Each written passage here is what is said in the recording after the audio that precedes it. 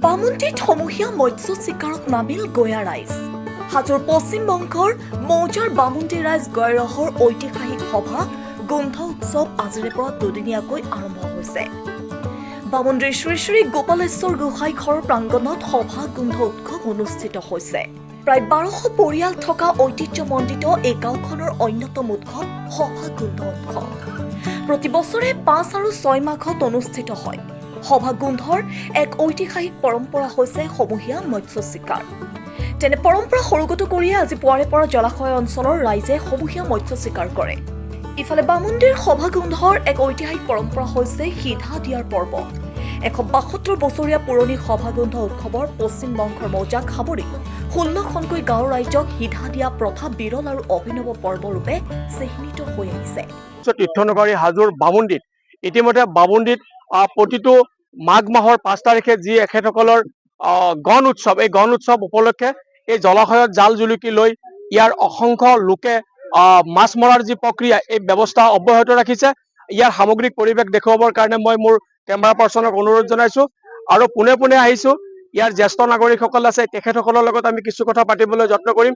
আৰু কি ধৰণে তেখেতসকলে এই প্ৰক্ৰিয়াৰ জৰিয়তে এটা সম্প্ৰীতি নিদৰ্শন দাঙি ধৰি আছে এই কথা জানিবলৈ যত্ন কৰিম। মই দাদা আপোনাক আমাৰ চেনেলৰ তৰফৰ পৰা ধন্যবাদ জ্ঞাপন কৰিছো। আপোনালোকৰ বছৰৰ মাঘ মাহৰ 5 তাৰিখে যি গণ উৎসৱ আছে, এই গণ উৎসৱ উপলক্ষে আপোনালোকে মাছ মৰা প্ৰক্ৰিয়া এটা অব্যাহত ৰাখে আৰু ইয়াৰ কেইবাটাও গাঁৱক আপোনালোকে বিতৰণ কৰে। এই ক্ষেত্ৰত কি ক'ব? আমি মাঘ মাহৰ এই 5 তাৰিখে আমাৰ গন্ধবা উৎসৱ হয়। কালিও আমাৰ এই সভা হ'ব। এই দুদিনে আমি এই মাঘ মাহত আমি পালন কৰোঁ আৰু এই উৎসৱটো আচলতে আমাৰ অতিথি আপ্যায়নেৰে মূল বিষয়বস্তু। এই উৎসৱত আমি 5 তাৰিখে ইয়াত আমি জালুৱে আৰু আমাৰ ৰাইজৰ দ্বাৰা মাছ মাৰোঁ আৰু এই মাছ আমি গোসাঁই ঘৰলৈ লৈ যাওঁ। ইয়াৰ পিছত আমি সন্ধিয়া যি 16খন গাঁও আমি নিমন্ত্ৰণ কৰিম মৌজাৰ, তাৰ বাহিৰে আমি বাহিৰৰ মানুহ আহিলেও আমি সিধা দিম আৰু সেই সিধাত থাকিব আমাৰ মাছ, চাউল, তৰকাৰী আদিকে কৰি খৰিকে আদি কৰি চব থাকিব আৰু তেওঁলোক যি মানুহ আহে তেওঁলোক খোলাকৈ তেওঁলোক খাব পৰাকৈ আমি সিধা দিম।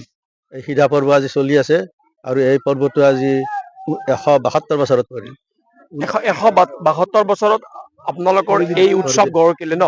এই কিমান কেইখন গাঁও থকা বুলি ক'লে? এই 16খন গাঁও আছে আমাৰ মৌজাত, 16খন গাঁও আৰু অন্যান্য বাহিৰা আছে আৰু অনিমন্ত্ৰিত আছে দূৰৰ পৰা আহে। ইয়াতকৈ আৰু বেছি গাঁও আপোনালোকৰ এই গণ উৎসৱত অন্তৰ্ভুক্ত কৰিব পৰা ব্যৱস্থা নাই? ইয়াতকৈ নাই। আমি আগৰ পৰা পৰম্পৰা আছে পশ্চিমবংগৰ মৌজাত আমাৰ।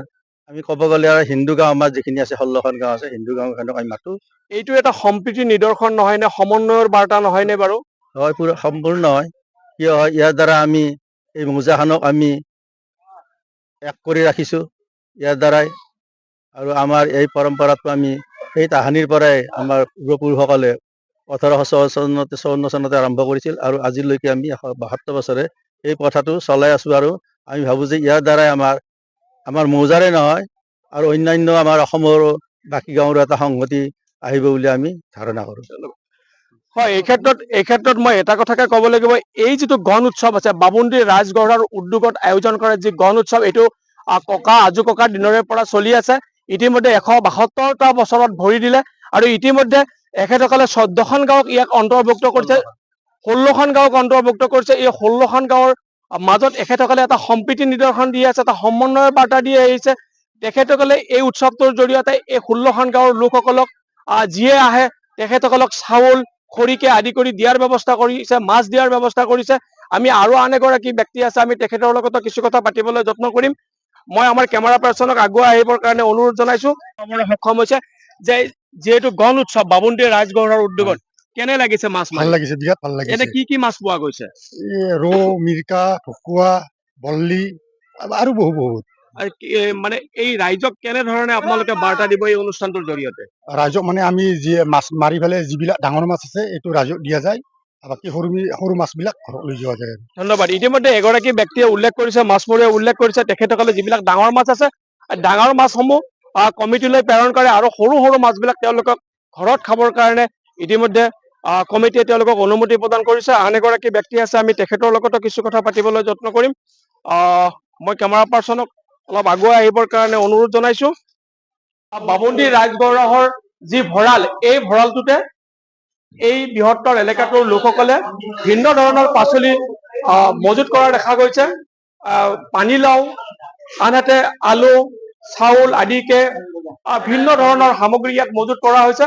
খন্তেক সময়ৰ পিছতে যি সমূহীয়া মাছমৰীয়া প্ৰক্ৰিয়া, সেই মাছসমূহ ইয়াত মজুত হ'ব। আমাৰ এই যিখন বামুণীআটী ৰাজগড়ৰ যিগৰাকী আমাৰ সম্পাদক আছে, এই সম্পাদক গৰাকীৰ লগত কিছু কথা পাতিবলৈ যত্ন কৰিম।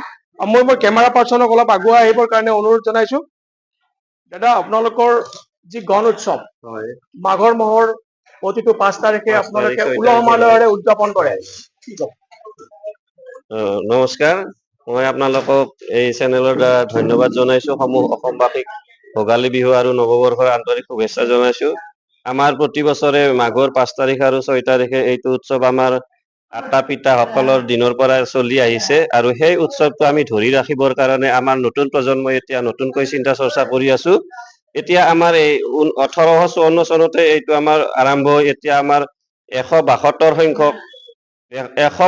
সংখ্যক আমাৰ এইটো এই বছৰত ভৰি দিছো। গতিকে আমি চাওঁ এই 2 দিনত কেনেকুৱা আপোনালোক ৰাইজক আমি আপ্যায়ন কৰিব পাৰো। আমাৰ প্ৰতি বছৰে প্ৰায় 7,000-ৰ পৰা 8,000 ভক্তবান ৰাইজক আমি সিধা দিয়াৰ ব্যৱস্থা কৰিছো।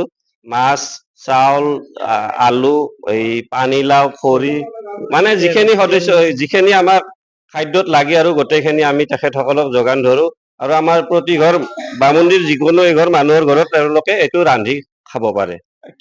কিমান মানে আপোনালোকৰ কিমান এইটো কিমান কেইখন গাঁও ইয়াত অন্তৰ্ভুক্ত? আমাৰ ইয়াত এতিয়া 16খন গাঁওক আমি নিমন্ত্ৰণ দিওঁ।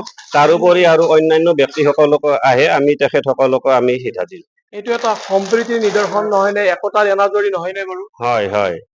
কি বাৰ্তা দিব আজি আপোনালোকৰ এই গণ উৎসৱ উপলক্ষে? আপোনালোকে সমগ্ৰ বামুণীৰ লগতে 16খন গাঁও, আনহাতে গোটেই অসমক আপোনালোকে কি বাৰ্তা দিব? কি বাৰ্তা, কেনেধৰণৰ বাৰ্তা? এটা যে সম্প্ৰীতিৰ নিদৰ্শন দাঙি ধৰি আহিছে, এটা সমন্বয়ৰ বাৰ্তা দি আছে, একতাৰ বাৰ্তা দি আহিছে, এই ক্ষেত্ৰত সমগ্ৰ অসমক আপোনালোকে? হয়, মই সমগ্ৰ অসমকে এইটোৱে জনাব বিচাৰিছো যে এনেকুৱা অনুষ্ঠান যাতে আমি নতুন প্ৰজন্মই ধৰি ৰাখিব পাৰো, আৰু সকলোকে মই এইটো আহ্বান জনাইছো। হয়, নিশ্চিতভাৱে ক'ব লাগিব আমাৰ যিগৰাকী বামুণীআটী ৰাজগড়ৰ যিজন পৰিচালনা সমিতিৰ সম্পাদক, তেখেতে ইতিমধ্যে এটা কথা ব্যক্ত কৰিছে।